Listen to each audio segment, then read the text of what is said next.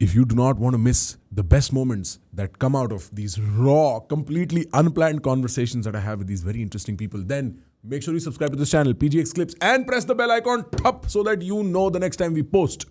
मैं जब सीए कर रहा था तो मैं सुबह सुबह उठ के 5, साढ़े 5, 6 बजे से पहली मेट्रो चलती थी और तब तक सिर्फ बदरपुर से चलती थी, बॉर्डर से। तो मेरे को सबसे पहले वहां जाके खड़े जाना होता था क्योंकि अब क्लास है कश्मीरी गेट, या क्लास होती थी वेलकम मेट्रो स्टेशन, ठीक है वहां, या क्लास होती थी सीए की क्लास कश्मीरी गेट में क्यों हो रही है भाई? क्योंकि ना सीए टीचर्स ने एक हैक फिगर आउट कर लिया था, जो मेरे को पता नहीं एप्लीकेबल है कि नहीं, कि जितने भी मेट्रो स्टेशन उस टाइम बन रहे थे ना, उसमें नीचे बहुत बड़े बड़े हॉल होते थे जहाँ शादियां होती थी। ओके। तो रात को शादी, सुबह सीए टीचर की क्लास, क्योंकि टीचर बैठाता है इस क्लास में 800 से 1500 बच्चे, और वो पूरा शादी का हॉल होता था। रात की पनीर टोकरी में पड़ी रहती थी वहीं साइड में, आप समझ रहे हो, लगा हुआ है डेकोरेशन, अभी उठा नहीं है सामान, कुछ कुछ पड़ा हुआ है, बलून लग रहे हैं, और बच्चे बैठे हुए सुबह 7 बजे सर्दी में। पर सीए का जो गढ़ था वो तो ईस्ट दिल्ली में था ना, लक्ष्मी नगर। हाँ, लक्ष्मी नगर। पर जो आदमी सीए की दुनिया में बड़ा हो जाता है ना, वो लक्ष्मी नगर से निकल के और कहीं चला जाता है। अच्छा। लक्ष्मी नगर वॉज लो स्टेटस, मैंने बोल दिया कलेश रहेगा, बट लाइक टीचर्स के लिए जो सबसे अच्छे टीचर्स हैं उनके कहीं और होते थे सेंटर्स, ऐसा एटलीस्ट हमें पता था। मैंने लक्ष्मी नगर में भी क्लासें ली हैं। तो तू सीए बन गया था या छोड़ दी थी? नहीं, छोड़ दी थी मैंने। कहाँ पे? फाइनल में। अच्छा। मैंने नहीं, मतलब मैंने फाइनल का अटेम्प्ट भी दिया था, मैं पास नहीं हुआ था। मैंने सीपीटी दिया था, मेरे 100 नंबर आए थे 200 में से पूरे, जो पासिंग होते थे उस टाइम। हाँ, और मुझे वो देते समझ आ गया मुझे और नहीं करनी। मेरे को भी समझ आ गया था, बट पापा नहीं माने। मैंने बीकॉम ऑनर्स कर रहा था, मैं कहा मैं इतनी अकाउंट्स पढ़ सकता हूँ, इतना टैक्स पढ़ सकता हूँ, ये आईपीसीसी इंटर्नशिप इतना नहीं करना था, तो फिर मैंने ट्राई ही नहीं किया। मेरे क्लास में बाकी थे वो सब आईपीसीसी दे दिए, ये सब बन गए थे सीए। बट मेरे को सीए का समझ आ गया था कि मेरे को अकाउंट्स बहुत पसंद थी, अभी भी पसंद है। मतलब मैं जब बिग फोर्स में भी नौकरी की है मैंने एज एन ऑडिट एसोसिएट, तो मुझे ये सब कैलकुलेशंस, ये वेरीफाई करना, ऑडिट करना, ये सब बड़ा सही लगता है। पर मुझे पता था कि ये 5 साल में ये चीज़ नहीं पढ़ना चाहता। और फिर वो देखा था ना मैंने आसपास, वो फाइनल में इतने बच्चे कम पास होते थे, इतना वो होता था, तो वो मैंने बहुत जल्दी।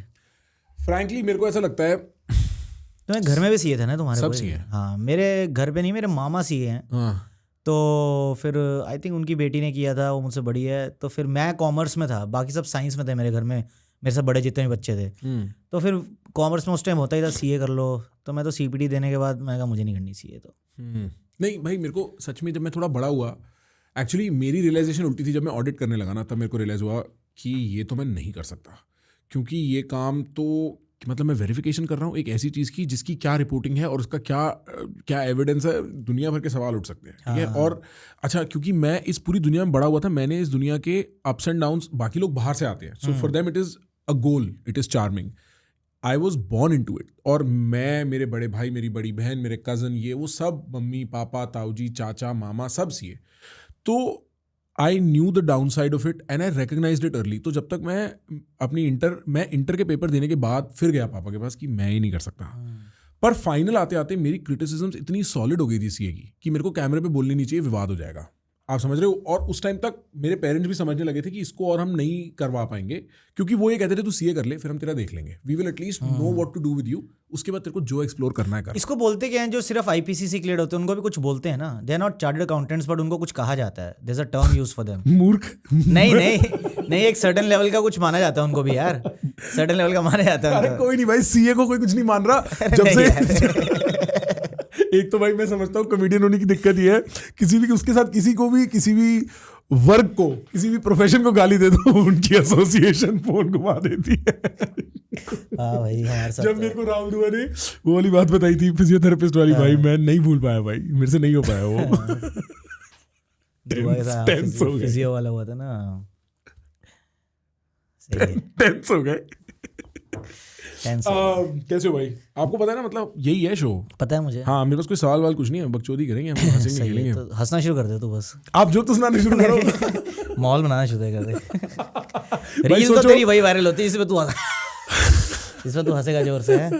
सोचो भाई, आप जोक मारो और पहली बार ऐसा हो कि मैं ना हंसूं, काफी डेडली हो जाएगा भाई। नहीं, एडिट भी कोई चीज होती है।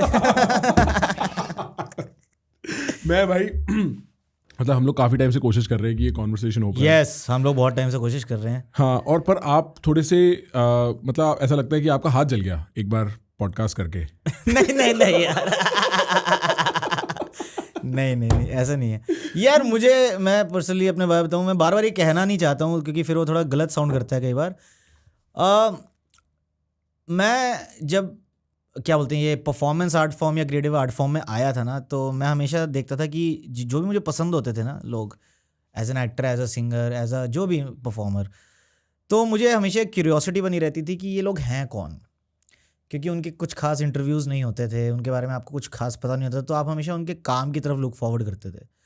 तो मुझे हमेशा से ये, और फिर भी पिछले कुछ साल से जब से ये रील्स और कंटेंट और इतना वॉल्यूम ऑफ कंटेंट मार्केट में आ गया है, व्लॉगिंग, यू नो, तो आपको लगता है कि आप हर किसी को जानते ही हो, which is fine for some people. पर मुझे ऐसा लगता है कि टू मच ऑफ अगर आपको आपकी ऑडियंस देख ले तो फिर आपकी काम की वैल्यू कम हो जाती है, because at the end of the day you are an artist who is performing something. People who are vloggers, they can do this कि वो रोज़ व्लॉग बना सकते हैं, पॉडकास्ट कर सकते हैं, रील बना सकते हैं, क्योंकि that is their character, that is their persona, that is their video.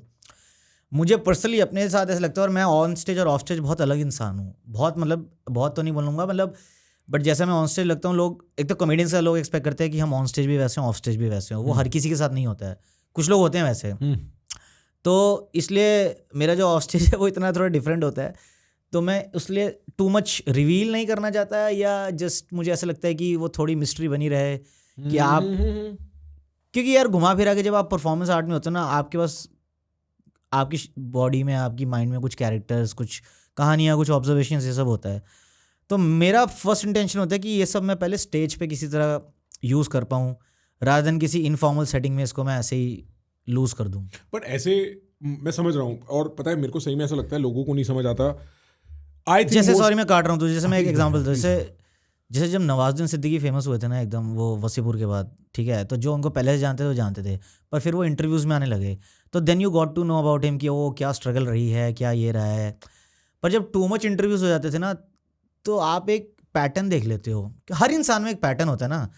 तो जैसे मुझे जो लोग पसंद होते हैं ना, मैं ज़्यादा उनके इंटरव्यूज़ देखता नहीं हूँ, एक आधा देख लूँगा, ज़्यादा नहीं देखूँगा, क्योंकि मुझे लगता है कि फिर मुझे वो पता चल जाएगा ना उसके बारे में। जब मैं उसको स्क्रीन पे देखता हूँ तो मेरे लिए फिर बड़ा वियर्ड हो जाता है कि अरे अब मैंने इसकी रियल साइड देख ली है।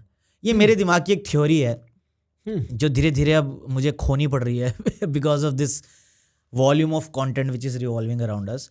तो मुझे हमेशा ऐसा लगता था कि एक मिस्ट्री बन, जैसे पुराने एक्टर्स होते थे उनके आपको अभी पता ही नहीं होता था आपको। अब तो विरल बिहानी से लेके हर जगह आप हर किसी को देख रहे हो। अरे विरल बिहानी को पैसा देते हैं एक्टर की, जो भी है, मतलब आपको अब जब टू मच हर कोई दिखते, जैसे अगर आप शाहरुख खान की बात करो, you just watch him in a movie और बहुत कम आपको उनकी पब्लिक अपीयरेंस दिखती है, तो आपको एक वो बना रहता है यार ये नेक्स्ट चीज़ क्या करेगा।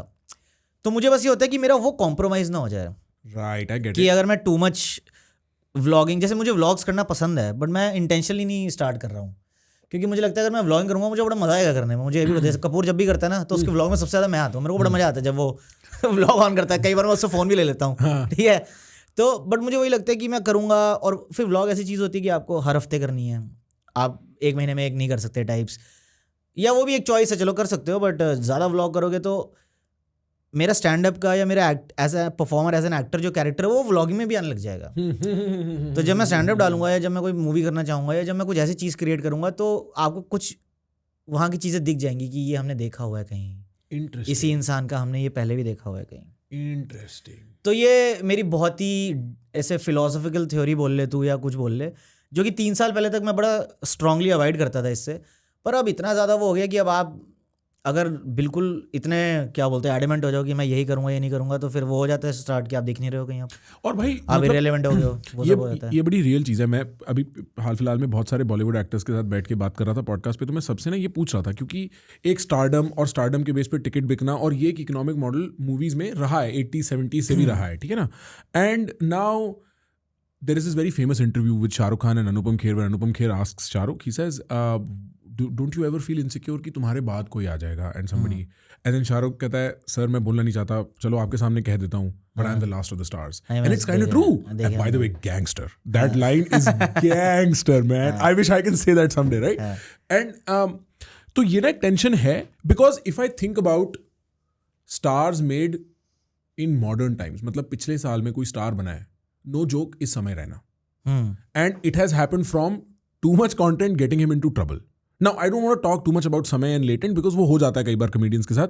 But I just want to say कि like now it seems like the formula is उल्टा also ना to some degree. कि तुम content डालो, बहुत सही content डालो. मैं स्टार बनने की तो बात ही नहीं कर रहा हूँ भाई. But जो mystery का angle है वो मिस्ट्री का एंगल सिर्फ मेरे आर्ट की तरफ है. अच्छा, I get it. मैं बड़ा बनने की या फेमस बनने की बात नहीं कर रहा हूँ. अच्छा. मैं ये कह रहा हूँ कि मेरा जो प्राइमरी काम है, अगर मेरे टू मच दिखने की वजह से वो कॉम्प्रोमाइज होने लग जाए, उसकी क्वालिटी कॉम्प्रोमाइज होने लग जाए, तो वो मुझे बॉदर करता है. Interesting. Very interesting. If you are interested in my conversation with India's best, Then you can listen to us exclusively on Spotify also. there's a link in the description. Press it. Listen to us as you walk, as you're in the train, as you're driving, as you're working out, as you're flirting. You'll still like it.